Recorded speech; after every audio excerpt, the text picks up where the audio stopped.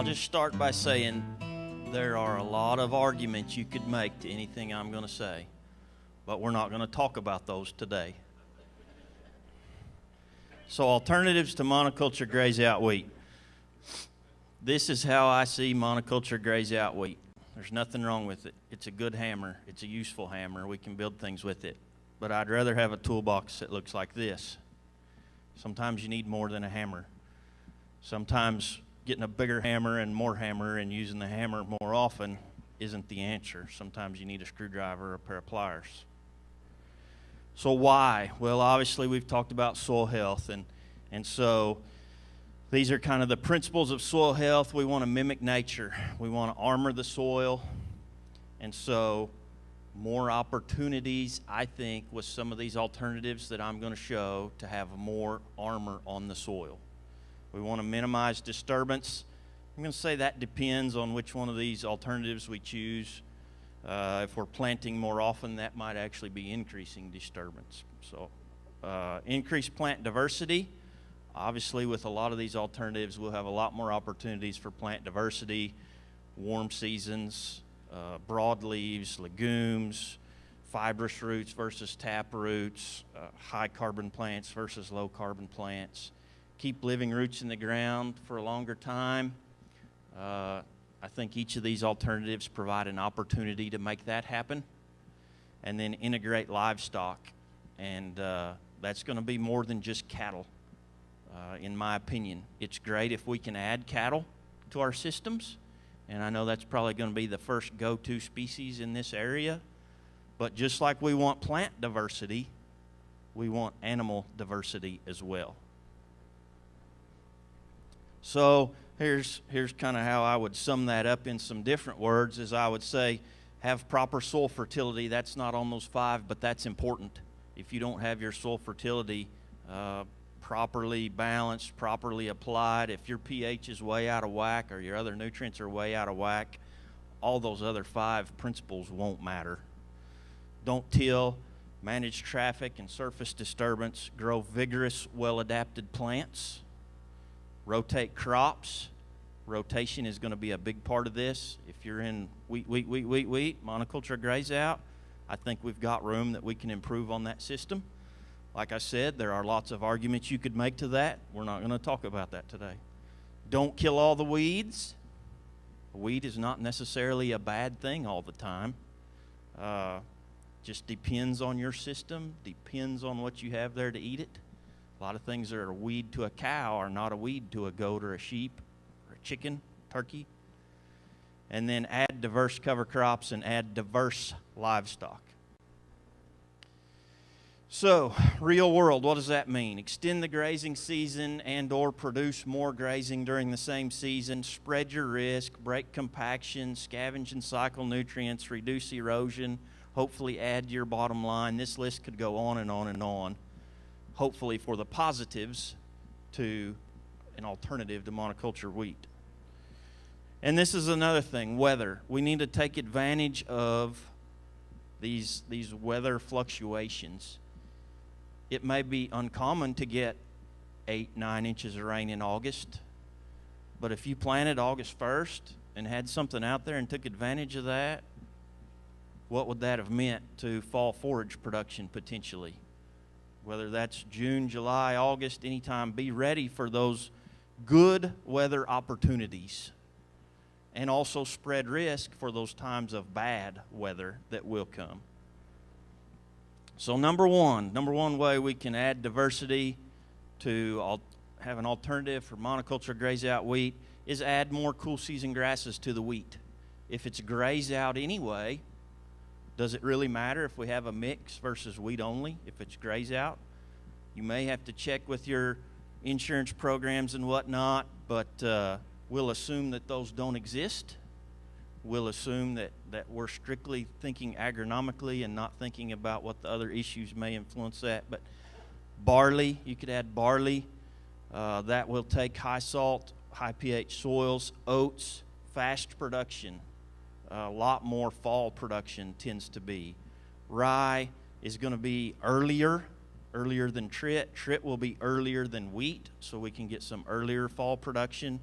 Ryegrass, much later than wheat, can reseed itself, tolerates wet soil, tolerates low pH. So all of these are options, could be options, to add diversity and add to our production beyond just monoculture graze-out wheat. And so here's some data. This is from our farm, Red River Demonstration and Research Farm, last year. This is the forage production. We've got Gallagher wheat, which is the #1 wheat variety in Oklahoma right now, NF402 oat, NF201 trit, and Elbon rye. So how much better are those than what's one of the best wheats right now for dual purpose grazing grain? How much forage did we potentially give up by planting wheat? Even one of our best wheats we can grow, what did we give up there? Here's another one. This is in Plains, Georgia. You've got the 2017 forage production and the 2-year, the 15-16 and then the 16-17 production. This year, Elbon rye didn't do as well, but there's wheat, again, a different wheat, but Gore wheat, a good grazing forage wheat. NF201 trit, again, the 402 oat, and then Marshall ryegrass. Ryegrass, look at that production there. If you're graze out only, maybe that's an option. Look at how much more forage there could have been. Here's some data from Comanche, Texas. Again, ryegrass. This time ryegrass is at the bottom. Oat, trit, wheat's in the middle. Rye, barley's at the top. College Station. Rye at the bottom. Wheat's near the bottom. Trit, oat, ryegrass, barley again at the top. So how do we know which of those years and which of those locations and which year farms is going to be the best one? I can't tell you ahead of time, but if you plant a mix, you're going to have some of the best one out there. So think about that. It's going to increase plant diversity, help armor the soil, because if we have all of those out there, wheat, oats, barley, rye, triticale, ryegrass, you'll have more residue because some of those will mature earlier. The cattle will quit grazing them, and so you'll have those stems left, that residue left after the rye has gotten mature and they've gone over to the trit, and then after it gets mature and they go over to the wheat and it gets mature. So opportunities there. Another opportunity, add broadleaves to the wheat. If you're going wheat for grain, we may look at something different than if we're going wheat for graze out. For grain, you might want spring peas that would potentially freeze out here. And so you could get that nitrogen production, that diversity in the fall, freeze out in the winter, still harvest grain. Crimson clover, I think, would not freeze out, but stays low growing enough that you could harvest your wheat over the top of it and not get it in the header. Lentils may be an option. I think they would freeze out here, especially if we used spring lentils. And so again, it would be similar to the spring peas, spring lentils. Brassicas, radish, most of the radishes, the tillage radishes will freeze depending on where you are. If you're in South Texas, maybe not, but if you're in this area, this Wichita Falls area, radish may very well freeze out. Purple top turnips tend to, for us, disappear if we have livestock grazing. They tend to hoof them out and eat those bulbs, and so by the spring, we tend to not have any turnips left in our winter pasture. So you may want to look at planting a mix that looks something like this. Ooh, well, that's fast.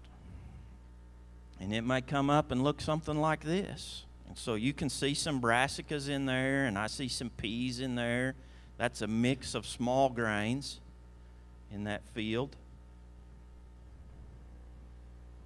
And so I have a producer that operates a system like that where he plants a mix in the winter, and he says, I don't have to have crop insurance. I don't have to pay the custom harvester. I don't have to worry about hail. He harvests every bit of that forage through livestock, both cattle and sheep. He harvests all of that. He's been doing this for over 30 years, and that brown top layer of soil that most people have maybe an inch or two of, he has 30 plus inches of. And I don't have a picture of it because when I saw a soil pit on his place, I was so in awe of the depth of the 30 inches of dark soil that it just completely escaped me to get a picture of it. You just don't see that. And all of the neighbors around him have that red dirt that you all see in Oklahoma. So it is doable. It takes time. But we've seen that we can build about an inch of that dark layer with these diverse crop mixes, plant diversity. We can build about an inch of that dark layer per year. We can move that inch down about an inch a year, moving it down into the soil. So benefits to soil nutrients, those legumes in there and some of those different rooting structures and scavengers that have different rooting depths. Benefits soil fertility, benefits structure by, again, the different roots, the different exudates, the different microbes that they attract. Creates that good aggregated soil structure. And that's your increased plant diversity there. So number 3 option potentially. Add warm season plants to wheat. If you were at the field day yesterday at Apache, you saw the production that we could potentially get by planting some warm season things like corn or sunflowers or millet or in the fall at wheat planting time. Those are all going to freeze out, but if you can get 1,000 pounds of forage off of that extra, maybe it's worth it. Here's what some of that could look like in the fall. This is a mix we planted on our headquarters farm in Ardmore. And in addition to seeing some corn and sorghum and sunflowers, there's some radish in there. We've got our small grains. But I really like that monarch butterfly in there on that radish that's flowering. So that gets a lot of people a real warm, fuzzy feeling. And for some people, that's better than any increase in production they can get is seeing those monarch butterflies, seeing the pollinators. Can still harvest grain. Again, those are warm season plants. They're going to freeze out. So you could still harvest grain off of that and have your increased plant diversity. Option 4, overseed dormant sod. We have a lot of Bermuda grass and other perennial warm season grasses that are dormant in November, depending on when frost is, December, January, February, March, they're starting to green up. So we can use herbicide or frost or fire or other management tools to set that Bermuda grass back at some point in time in the fall and overseed those with small grains or with legumes like vetch and winter peas and crimson clover, winter lentils, maybe brassicas. They're hit and miss for me in sod. They do a lot better in cropland than they do in sod.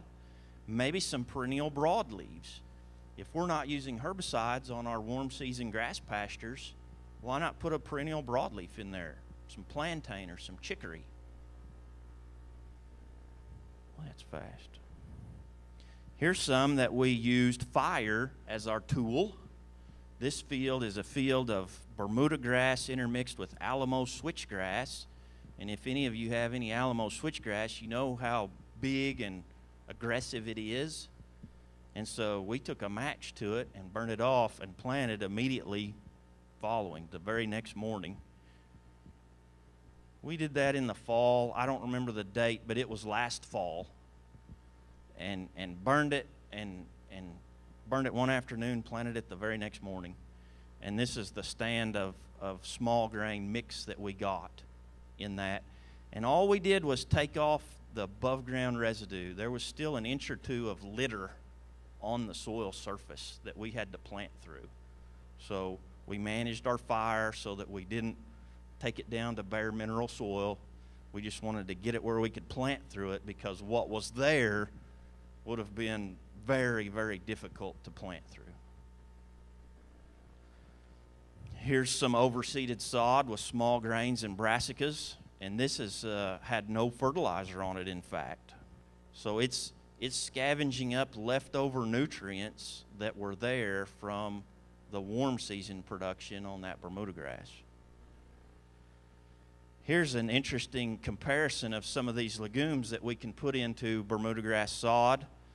This was taken up the road near Illinois Bend, Texas. And number 33, if you can read the number, the one that's not flowered and is number 33 is hairy vetch. Number 34, the one that is flowered, is woolly pod vetch. Woolly pod flowers about 6 weeks earlier. So think of what that could mean as far as growth and potential to fix nitrogen and yet not compete with your Bermuda grass. It's already done its thing and flowered by the time the Bermuda takes off. Here's some mix. This is in southwest Arkansas near DeQueen. He plants a diverse mix into his Bermuda grass pastures in the fall, and this is what it looks like in the spring, and he ends up with way not enough cattle in the spring, and they graze what they want and trample the rest.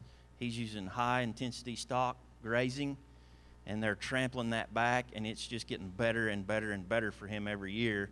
And that area has some pretty poor, shallow, rocky soil. Very poor, shallow, rocky soil, in fact, I'd say. And it's amazing what these mixes are doing for him. And you can see there's a brassica flower in there. That's probably canola. I see some crimson clover. There's wheat and rye for sure. I see a vetch flower. I know there was all the small grains in that mix. So another thing that does is it makes winter feeding a lot easier, because they can go out there and pick their supplement, bring spring a lot earlier, for sure 30 days, maybe 45 or 60 days even, that you'll bring spring earlier by overseeding that warm season perennial grass. Increases roots. The Bermuda grass roots or any warm season perennial forage roots are still there in the winter, but they're kind of dormant. They're growing very slow. And so this gives us more active root growth during the winter. It gives us increased opportunities for livestock grazing, and again, increased plant diversity. So plant between wheat crops. Our number one rotation in Oklahoma is wheat, wheat, wheat, wheat, wheat. Kind of like who said this morning, Pioneer corn rotated with Syngenta corn, I think, is what Keith said. So we may have wheat rotated with wheat. But plant between those wheat crops. As soon as you're done with harvest or as soon as you're done with graze out, go in with some millets, brown top, foxtail, pearl millet, sorghum species, sorghum Sudan. Cowpeas and sun hemp have performed very, very well for us. Flax performs well. It's not something we're going to graze necessarily, but it is something that's going to meet some other ecosystem services for us. Some others, maybe corn or oats, guar, mung bean, soybean, buckwheat, okra, sesame, sunflower, brassicas. We typically think of them as a cool season plant, but there are some of those that will tolerate our summers, especially if they're in a mix. If they're down in the canopy of that mix in the shade, it's a little cooler, a little shadier, and we've had some good success with brassicas. Certain ones, especially collards, have done well for us. Here's some interesting data. I've been planting these for several years, and we plant them in a monoculture strip, but then we also mix everything. So if I have 40 plots, 40 different entries, I'll take one extra seed packet of each one of those and mix them all together and plant a mix. And then I rate these with a numeric rating system. 0, there's none there. 1 is poor, 2 is good, 2 is fair, 3 is good, and 4 is excellent. And Keith pointed this out one time he was looking. He said, look at how much better the mix looks than any of the other plots. And this is some of the power of diversity that we think we see. At least that's what I'll attribute it to. And so the mean of all the other plots is never as good as the rating for the mixed plot. So I take all of my rating numbers for every location, for every rating date during the summer, and I can do the average on all of those, and I can do the average of all of the mixed plots, and I'm always about one rating number better in my mixtures. And so that's some power of diversity there. And they may look something like this, and again, increased opportunities to graze. And some people would say, well, I would never plant sunflowers. I spent my childhood hoeing them sunflowers. Cows love sunflowers, and they will select, and that was the first thing they selected in this field were the sunflower heads, and they would eat them off. And then they would go and select some collards, and they would eat them down to the ground. And then they would come back and graze around on some of the sorghum Sudan that was in there and the millets. So this gives you a nice opportunity to potentially rest your summer grass. And think what the value of that is to your soil health, of having big, healthy, well-rested summer grass at the end of summer versus short, hot, stressed summer grass at the end of summer. It helps armor the soil by having that cover crop out there, increases plant diversity, increase living roots in the soil instead of that ground being fallow between wheat crops, increases livestock grazing opportunities. Plant companions with summer crops, potentially. This is some of the work that Jimmy's been doing. Milo, he's done it with milo. We've used mung beans. I think you could get by with a low group soybean, a group 2, group 3 soybean. Squash is a potential that we could use with milo. Corn, I think several of these could potentially work in a corn canopy underneath the corn. Sunflowers, oats, I think we can get by with oats. Again, they're down in the shade, and I think we can grow some oats under sunflowers. Mung beans, again, a low group number, a group 2 or group 3 soybean. Brassicas, squash. So that aftermath can provide a freebie on forage. It gives you more plant diversity, helps armor that soil underneath of that summer crop, increases opportunities for livestock grazing again. And you saw the video of what that can look like. How about adding diversity to some weak summer grass? We had the opportunity to do that after the drought years of 10, 11, 12, 13 in some areas. And so there's very few species that I feel like work well for this, but there are some that at least work mediocre. The sorghum Sudan species. Sun hemp is a legume, tends to hold its own against perennial warm season grass during the summer. Okra, a broadleaf that again tends to hold its own against perennial warm season grass in the summer. Maybe legumes. Maybe we can add some alfalfa or Illinois bundleflower, some of these perennial legumes. Maybe we can add some forbs. Again, chicory, plantain, pigweed. If we're grazing, pigweed's excellent forage. Giant ragweed, phenomenal forage. Sunflowers. So, think outside the box, some opportunities here. This is some that was some droughted out Bermuda grass. We could not find any Bermuda grass in this after the drought. And so we planted one of these mixes. There's sun hemp and pearl millet and cowpeas in this mix. Did very, very well. This is some other Bermuda grass that we did, and I see some okra and some millets and some sorghum. There's collards in there. And what we have found, what tends to happen, is the perennial warm season grass that we thought was gone recovers. And areas where I haven't done this, we end up with a weed patch and not much grass. But the places where we've done this and gone in and overseeded these on those weak stands that we've maybe lost due to drought or something else, it recovers really well. So much so that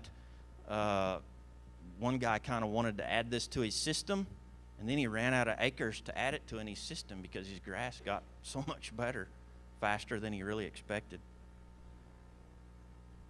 So it adds diversity, tends to improve the grass, helps armor that soil that otherwise would be bare because of those weak, thin stands of grass, increases plant diversity.